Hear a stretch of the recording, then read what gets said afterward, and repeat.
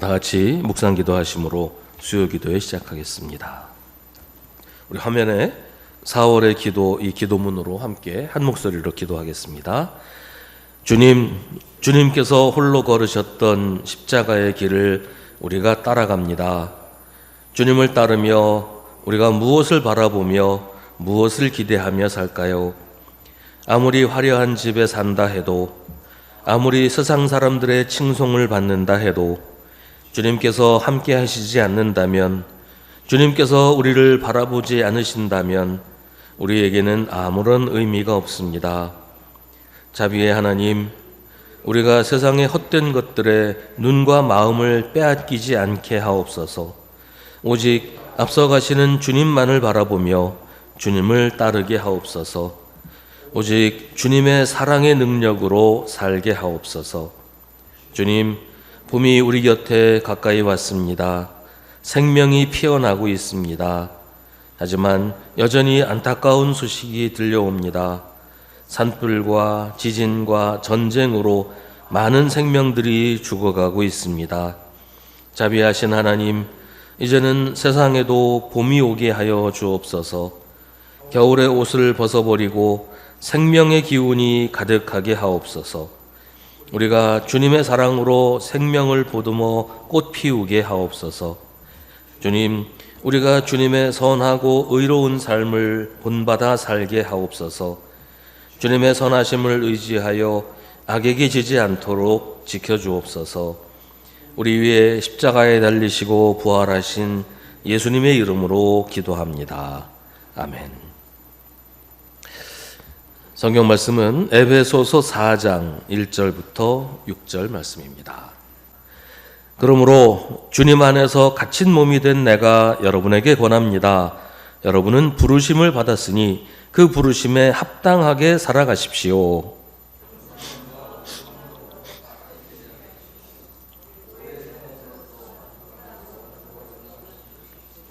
성령이 여러분을 평화의 띠로 묶어서 하나가 되게 해주신 것을 힘써 지키십시오.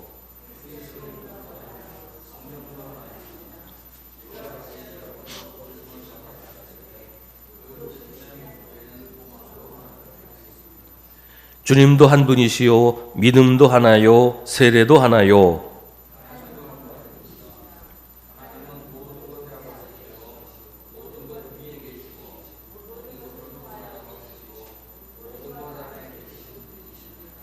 아멘. 교회가 뭐냐? 교회를 어떻게 정의할 수 있는가? 이렇게 이해할 때 가장 보편적으로 받아들여지는 교회 정의는 하나님의 부르심을 받은 사람들의 공동체라는 것입니다. 하나님의 부르심을 받은 사람들의 공동체. 그러니까 하나님께서 부르셨다는 것과 사람들의 공동체, 그냥 개인이 아니라 혹은 뭐 집단이 아니라 공동체라고 하는 이 두 가지가 아주 중요한 교회의 정의입니다. 우리가 예수를 믿게 된 것은 하나님이 우리를 부르셨기 때문이에요. 우리가 믿음으로 구원을 받는다고 하는데 심지어 그 믿음조차도 우리의 공로가 아니라 하나님께서 우리를 부르셨고 우리는 다만 그 부르심에 응답했을 뿐이라는 것이죠. 그래서 믿음 역시 하나님의 은혜인 것입니다. 오늘 말씀은 우리가 하나님의 부르심을 받았다고 하는데 이걸 단순히 예수를 믿게 된 것을 말하는 것이 아니고 우리가 교회로 부르심을 받았다, 교회 공동체로 부르심을 받았다라고 하는 말이에요. 그 에베소서의 맥락에서는 이제 교회를 중심에 두고 지금 이야기를 전개하고 있기 때문에 여기서 하나님의 부르심을 받았다, 우리가 교회 공동체로 부르심을 받았다, 우리가 하나님의 부르심을 받아서 교회가 되었다, 그런 얘기죠. 그리고 이제 에베소서 4장부터는 그 부르심에 합당하게 살아가야 하는데 그게 어떻게 하는 거냐에 대한 이야기를 하고 있습니다. 지금 바울은 감옥에 갇혀 있어요. 근데 바울은 주님 안에서 갇힌 몸이 되었다라고 말합니다. 이 말은 내가 주님 때문에 주님의 일을 하다가 감옥에 갇혔다 이런 말도 되지만 주님 안에 갇혔다는 말도 돼요. 주님 안에서 갇힌 몸이 되었다. 그러니까 주님 안에 갇혔다라는 문장도 되는 거예요. 그러니까 지금 바울이 갇힌 감옥이 바로 주님이시다라는 거예요. 이 말은 주님이 마치 감옥처럼 바울을 가두어 두고 있다 그런 얘기가 아니고 바울의 삶이 주님 안에 있다는 말입니다. 감옥에 있건 광야에 있건 어디에 있건 바울은 주님 안에 있고 내가 지금 감옥 안에 있지만 나 지금도 역시 주님 안에 있다 그런 얘기죠. 주님 때문에 살고 주님 때문에 죽는다. 그게 바울의 고백입니다. 바울은 갈라디아서에서 말합니다.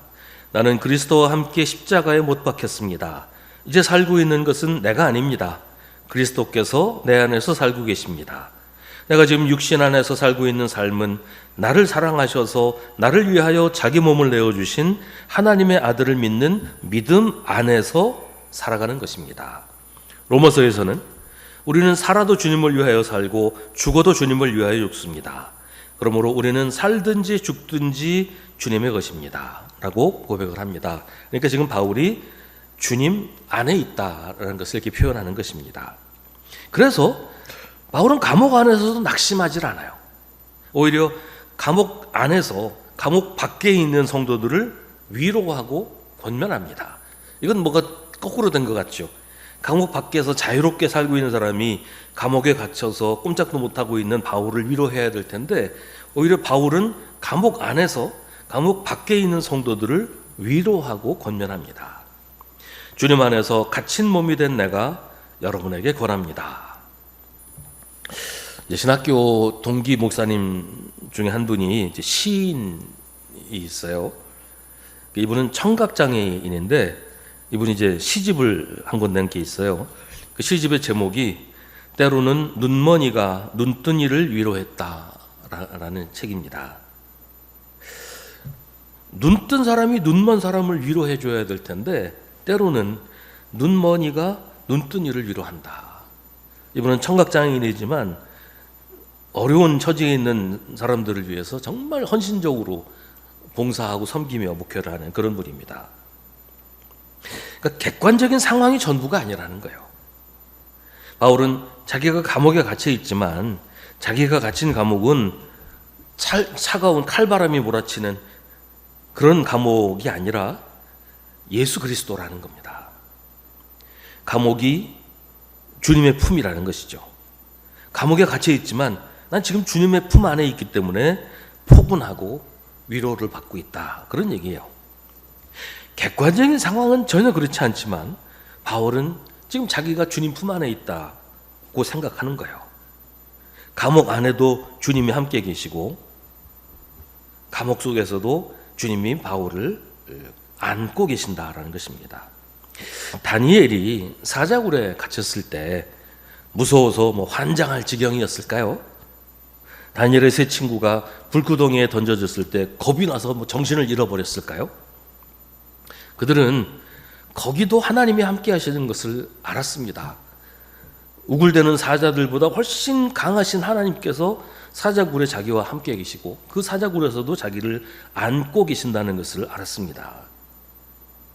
다니엘의 세 친구들은 그 뜨겁게 타오르는 불구덩이에 하나님께서 달려 들어오셔서 자기들을 감싸서 불이 털끝 하나 그슬리지 못하게 하시는 것을 알았습니다. 그래서 그들은 거기도 하나님의 품이라고 믿었습니다. 지금 바울이 그렇게 말하는 거예요. 그래서 감옥 밖에 있는 성도들에게 오히려 권면합니다. 여러분은 부르심을 받았으니 그 부르심에 합당하게 살아가십시오. 그러면서 부르심에 합당한 삶이 어떤 것인지를 설명을 합니다. 2절은 겸손함과 온유함으로 온유함으로 깎듯이 대하라고 합니다. 이 동양 문화에서는 겸손이 미덕이죠.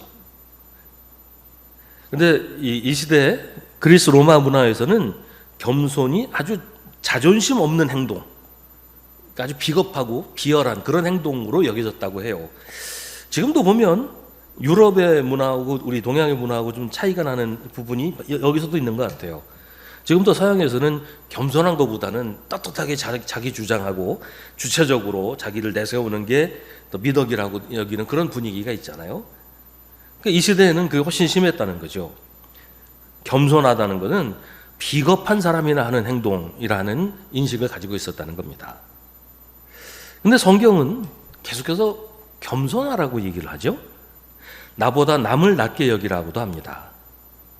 이 바울이 사용한 이 겸손이라고 하는 헬라어 단어는 마음의 낮음이라는 뜻이라고 그래요. 마음을 낮추는 것, 마음을 낮게 내려놓는 것, 그런 뜻을 가지고 있다고 그래요.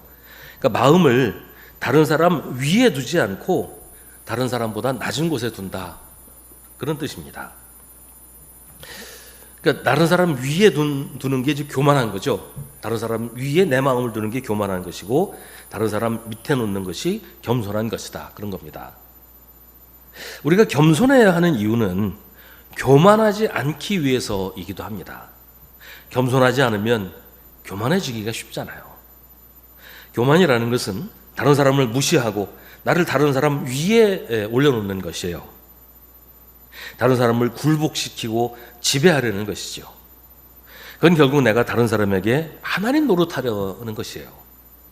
그래서 교만은 하나님처럼 되려는 거예요.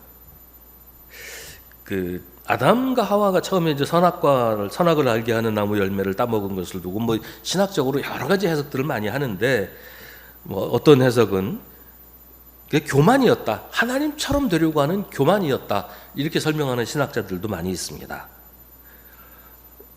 교만은 신성모독으로 갈 수 있다는 거예요. 왜냐하면 자기가 하나님 노릇하려는 것이기 때문에요. 그렇게 되지 않기 위해서는 겸손해야 한다는 것입니다. 예수님이 우리를 부르신 것은 섬김을 받으라는 게 아니고 섬기라고 하신 것입니다. 남을 섬기는 것은 겸손해야 할 수 있는 일이죠. 교만한 사람은 섬길 수가 없어요. 교회 안에서도 보면 섬기는 일은 거의 하지 않으려고 하고 그냥 섬김을 받기만 원하는, 다 나한테 잘해줘야 되고 나는 대접만 받으려고 하는 그런 사람들이 많이 있잖아요. 교만한 겁니다. 그런 교만한 모습은 부르심에 합당하지 않은 모습이라는 거예요. 그런 사람들 때문에 항상 좀 문제가 생겨요. 교회가 다툼이 일어나고 분열이 되고, 이런 일들이 겸손한 사람들 때문에 생기지 않아요. 항상 교만한 사람들 때문에 생기죠. 그것은 교회를 이루기에 합당하지 않은, 적합하지 않은 성품이다. 바울은 부르심에 합당하게 살기 위해서 겸손하라고 얘기를 하는 겁니다. 온유함은 겸손이 행동으로 나타나는 것이에요. 다른 사람을 존중하고 함부로 대하지 않는 것, 다른 사람을 지배하거나 다른 사람 위에 군림하려고 하지 않는 것, 이게 온유한 것이죠. 3절은 겸손함과 온유함으로 깍듯이 대하라고 하는데요, 여기 깍듯이 대하라는 말은 성경 원문에는 없는 표현입니다. 그 헬라어 원본에는 깍듯이 대하라는 말이 아예 없어요. 아마도 이 번역하는 사람이 겸손과 온유를 다른 사람을 깍듯이 대하는 것이라고 이해를 했던 모양이에요. 그래서 이렇게 설명하기 위해서 덧붙인 말인 것처럼 보입니다. 부르심에 합당한 삶을 살기 위해 필요한 또 한 가지는 오래 참음입니다. 이 말은 무작정 참으라, 계속 참기만 하라, 그런 말은 아니에요. 다른 사람을 대할 때 참을성을 가지고 대하라, 인내하면서 다른 사람을 대하라, 그런 얘기예요. 다른 사람을 참아주라, 뭐 우리 흔히 쓰는 말로 그런 거죠. 우리가 다른 사람을 대할 때 그 사람을 좀 우습게 여기거나 쉽게 생각하거나 그 사람을 함부로 대한다, 이럴 때 참아주지 않아요. 내가 존중하고 내가 어려워하는 사람한테는 오래 참아주면서 내가 함부로 대하는 사람, 내가 쉽게 생각하는 사람한테는 참아주질 않아요. 기다려주질 않아요. 그래서 뭘 조금만 잘못해도 뭐 버럭버럭 화를 내기도 하고, 참고 기다릴 가치가 없다고 생각하는 거죠. 뭐 부모 자식 간에도 그런 경우들이 많고 부부 사이에도 그런 경우들이 많아요. 존중하면 참아줘요. 근데 존중하지 않으니까 참지를 못하는 거예요. 교회에서도 다른 사람 대할 때 그런 모습들을 우리가 많이 보지요. 똑같은 얘기를 해도 어떤 사람이 얘기할 때는 그 사람이 좀 내 의견과 다르더라도 존중해주고 뭐 이러면서 내가 좀 우습게 보는 사람이 똑같은 얘기를 하면 막 화를 내고 그런 경우들 있잖아요. 근데 성경은 부르심에 합당한 삶의 모습이 참아주는 거라고 하는 거예요. 하나님이 우리를 참아주시는 것처럼 우리도 서로 참아주어야 한다는 겁니다. 겸손하고 온유하고 오래 참으라는 것은 결국 사랑하라는 말이에요. 사랑해야 그렇게 할 수 있고 사랑하면 그렇게 한다는 것이죠. 부르심에 합당한 모습, 교회가 가져야 할 모습은 그렇게 사랑으로 서로 용납하는 것입니다. 서로 인정하고 받아들이라는 거예요. 잘못된 것, 나쁜 것 다 그냥 인정하고 받아들여야 된다, 그런 말은 아니에요. 모든 사람은 나와 다르다라는 사실을 받아들이라는 겁니다. 나랑 같아져야 된다, 내가 표준이다, 이런 생각을 버리고 사람마다 다 다르다, 그 다름을 인정하고 받아들이라는 거예요. 다르다고 해서 잘못된 게 아니고 다르다고 해서 틀린 게 아니라는 것을 인정하고 다르다 하는 것을 받아들여야 된다는 것이죠. 그렇게 하지 않는 건 겸손하지 않은 것이고 교만한 것이에요. 나만 옳고 나만 기준이고 다 내 말 들어야 된다, 이건 교만한 거죠. 교만한 사람은 사랑할 줄 모릅니다. 지배하려고 하지 사랑하지 않아요. 교회 안에 그런 사람들이 있고 교회 안에 그런 일이 있으면 교회는 갈라지고 무너지게 돼요. 그래서 3절은 말합니다. 성령이 여러분을 평화의 띠로 묶어서 하나가 되게 해주신 것을 힘써 지키십시오. 교회는 하나님의 부르심을 받은 사람들의 공동체라고 했습니다. 교회는 예수님의 부르심을 입은 사람들이 함께 모여서 예수 그리스도의 몸을 만들어가는 것입니다. 서로 다른 사람들이 모여서 하나가 될 수 있는 것은 궁극적으로 그리스도의 몸을 만드는 것이기 때문이에요. 그런데 그렇게 하나가 될 수 있는 것은 성령께서 교회의 각 지체, 교회라는 이름으로 모인 각 사람들을 평화의 띠로 묶으셨기 때문입니다. 성령께서 하나로 만들어주신 교회가 하나인 것이죠. 한 성령께서 하나의 교회를 만드셨으니까. 그 성령께서 하나로 만드신 교회의 하나됨을 지키기 위해서 반드시 필요한 것이 모든 성도들이 겸손하고 온유하며 오래 참아야 한다, 바울은 얘기하고 있습니다. 그래서 사랑으로 서로 용납하는 것이라 하는 겁니다. 그러니까 부르심에 합당하게 살아간다는 것은 결국 교회의 하나됨을 지키는 것이고 그 교회가 하나 되도록 힘쓰는 것인데 그건 서로 사랑하는 것이다 라는 이야기죠. 4절부터 6절은 계속해서 하나됨을 강조합니다. 그리스도의 몸은 하나입니다. 그리스도의 몸은 교회를 말하는 것이죠. 교회는 하나입니다. 갈라지거나 대립하거나 충돌하면 안 돼요. 서로 의견이 맞지 않아서 논쟁하고 토론하고 이건 바람직한 일이에요. 그러나 그것도 겸손과 온유와 오래 참음으로 해야지 내 주장을 관철하기 위해서 막 험한 말을 한다든지 뭐 물리력을 동원한다든지 이건 아니라는 거죠. 미워하고 시기하는 마음으로 서로 분열하고 갈라질 목적으로 하는, 이건 잘못된 것이다 라는 겁니다. 이건 교회에 합당한 모습이 아닌 것이죠. 성령도 하나입니다. 맨 처음 교회가 시작된 것은 성령의 임재로 말미암은 것이었죠. 성령께서 교회를 시작하셨고 성령께서 교회를 인도하십니다. 근데 성령은 하나입니다. 교회 수만큼 많은 성령이 계시는 게 아니잖아요. 온 세계 모든 사람이 한 교회를 다닐 수는 없으니까 여러 교회가 있을 뿐이지 교회가 여럿인 것은 아니라는 겁니다. 그리스도의 몸도 하나요 성령도 하나인 것처럼 우리가 부르심을 받았을 때 그 부르심의 목표인 소망도 하나였습니다. 부르심의 목표라는 것은 예수님이 우리를 부르셔서 하시려고 하는 일이 무엇인가에 대한 것입니다. 부르심의 목표는 예수 그리스도의 몸을 이루는 것이에요. 이 세상에서 교회가 예수 그리스도의 몸이 되어서 예수님처럼 말하고 예수님처럼 움직이고 예수님 가시는 곳에 가고 예수님이 하셨던 일을 하는, 그게 교회의 목표인 것이에요.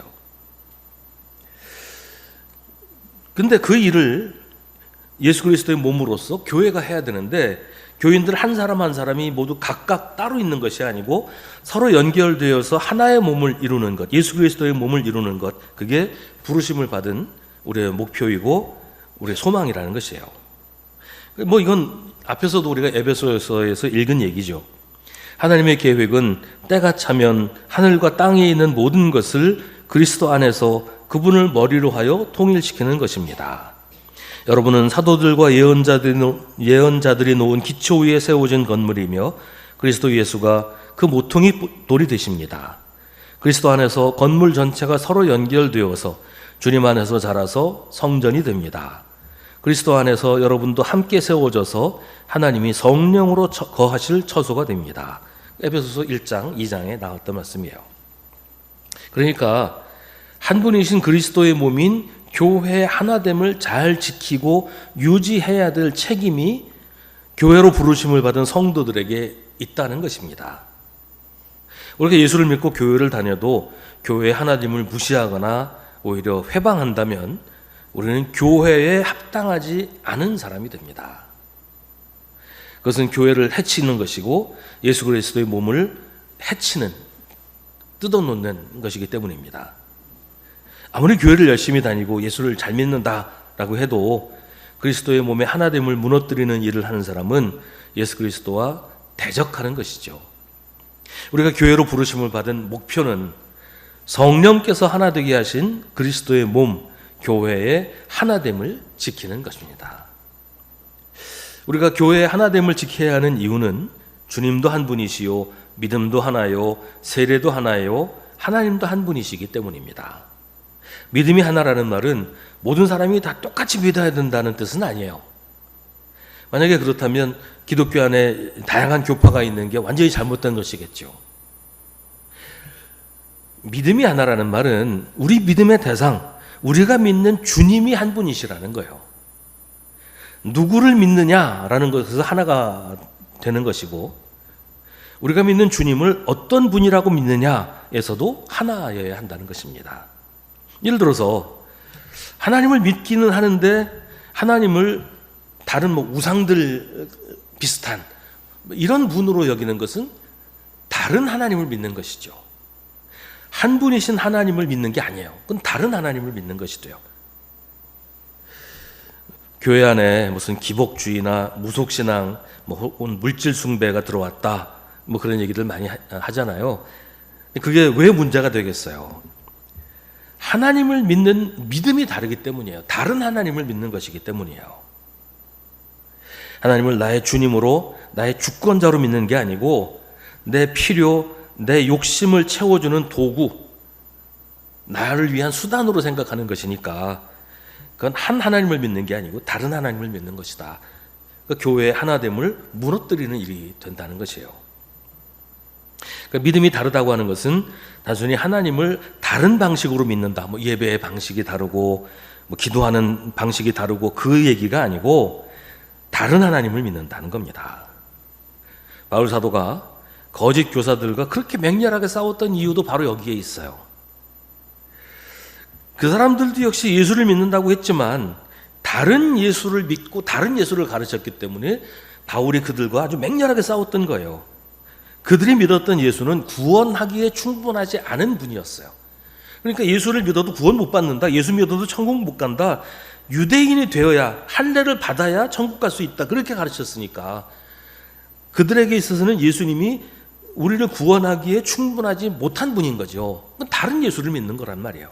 그러니까 바울은 그건 복음이 아니다, 그건 우리가 믿는 예수가 아니다, 그래서 그런 사람들과 맹렬하게 싸웠던 것이에요. 우리도 마찬가지예요. 우리가 하나님을 믿고 예수를 믿는다고 하는데 다른 예수를 성경에서 우리에게 알려주고 하나님의 말씀이신 예수인 그분을 믿는 것이 아니고 그냥 우리 마음속에서 야, 이랬으면 좋겠다. 예수님이 이런 분이었으면 좋겠다. 뭐 이런 우리가 창조해낸 예수님을 믿는 것이면 다른 신앙을 가지는 거예요. 하나의 신앙이 아니라는 것이요. 그러니까 우리도 우리의 믿음이 하나의 믿음인지 성경에서 알려주고 성경이 우리에게 말해주는 그 하나님과 그 예수를 믿는 믿음인지를 늘 확인하고 점검해 보아야 한다는 것입니다. 내 마음대로 만들어낸 하나님과 예수를 믿지 않는지 항상 우리를 살펴야 한다는 것입니다. 세례가 하나라는 말은 세례의 의식이나 세례에 대한 신학적 이해가 동일해야 된다는 말이 아니고 같은 성령으로 세례를 받는다는 말이에요. 그래서 세례를 받은 모든 사람은 성령 안에서 하나가 됩니다. 동시에 이 말은 그렇기 때문에 세례는 한 번만 받는 것이라는 뜻도 있어요. 뭐 교회를 다니다가 다른 교회로 옮겼다고 해서 세례를 다시 받아야 되는 거 아니에요. 장로교 다니다가 감리교로 옮겼다고 해서 세례를 다시 받아야 되는 것도 아니에요. 한 성령께서 주신 세례이기 때문에 세례는 단 한 번으로 영원한 겁니다. 다시 세례를 받아야 하겠다고 하는 것은 다른 신앙을 선택한 것이에요. 그건 다른 교회, 하나님을 믿는 교회가 아닌 예수 그리스도의 몸이 아닌 다른 교회를 믿겠다라는 것이기 때문에 세례는 일평생 단 한 번만 받는 겁니다. 이건 뭐 성찬식에도 마찬가지예요. 동일한 세례를 받은 사람은 동일한 성찬의 식탁에 함께 참여합니다. 같은 믿음을 가졌고 같은 하나님을 섬기는 것이니까요. 다른 믿음을 가진 사람들은 같은 성찬의 식탁에 함께 참여할 수 없습니다. 다른 예수를 믿으면서 마치 동일한 예수 그리스도의 몸과 피를 나누는 것처럼 같은 성찬을 할 수는 없으니까요. 뭐 우리가 무슨 신학자도 아니고 전문가도 아니니까 깊이 생각하지 않고 그냥 대수롭지 않게 넘기는 일들이 많이 있는데요. 사실은 아주 중요한 일들이 있어요. 예를 들면 지금 뭐 세례와 성찬도 말씀드렸지만 예배 순서도 그래요. 예배 순서 그냥 아무렇게 만드는 게 아닙니다. 예배 순서 하나가 달라지면 교파가 달라져요. 지금 뭐 참 많은 교회 들어서 예배가 너무 뒤죽박죽이 되어버렸지만 종교개혁을 통해서 이 개혁교회가 세워질 때 예배 순서 하나를 정하는데도 치열한 논쟁과 격렬한 투쟁이 있었어요. 또 그렇게 해야 하는 분명한 이유가 있었던 겁니다. 예배 순서 함부로 막 왔다 갔다 이리저리 바꾸고 이거는 아주 경솔한 일이고 신앙의 전통을 벗어나는 일이 되어버릴 수가 있다는 것이에요.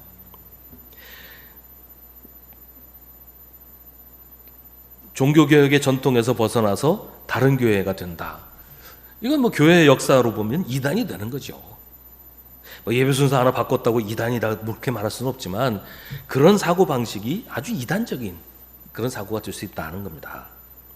물론 뭐 모든 것을 종교개혁 시대 그대로 해야 된다 그건 아니에요.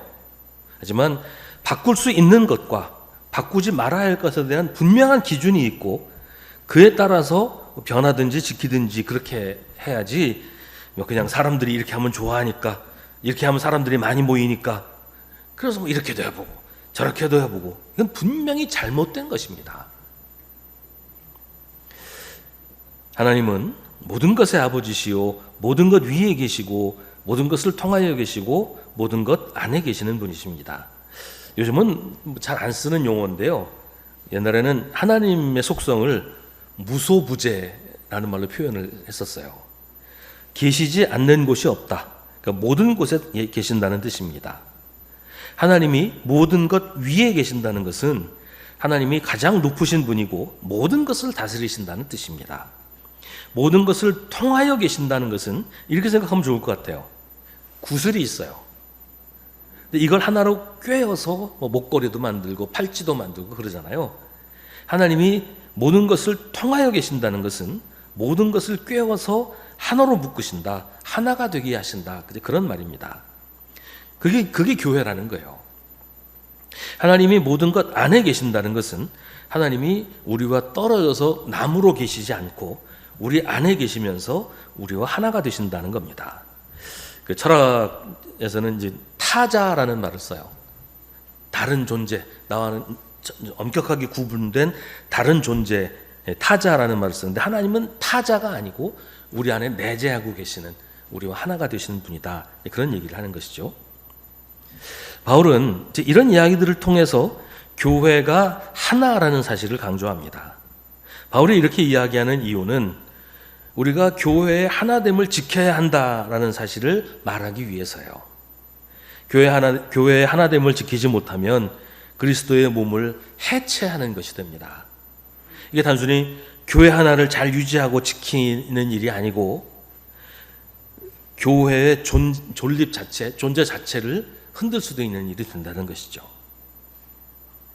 온 세계 모든 교회, 모든 성도들이 하나 되어서 한 몸을 이루어야 한다는 것입니다. 에베소서는 이제 여기서부터 시작해서 교회가 그럼 하나됨을 지키기 위해서 구체적으로 뭘 어떻게 해야 하는지를 계속해서 설명합니다. 앞으로 수요 기도의 시간에 계속 이야기를 함께 나누도록 하겠습니다. 하늘에 계신 우리 아버지의 이름을 거룩하게 하시며 아버지의 나라가 오게 하시며 아버지의 뜻이 하늘에서와 같이 땅에서도 이루어지게 하소서. 오늘 우리에게 일용할 양식을 주시고 우리가 우리에게 잘못한 사람을 용서하여 준 것 같이 우리 죄를 용서하여 주시고 우리를 시험에 빠지지 않게 하시고 악에서 구하소서.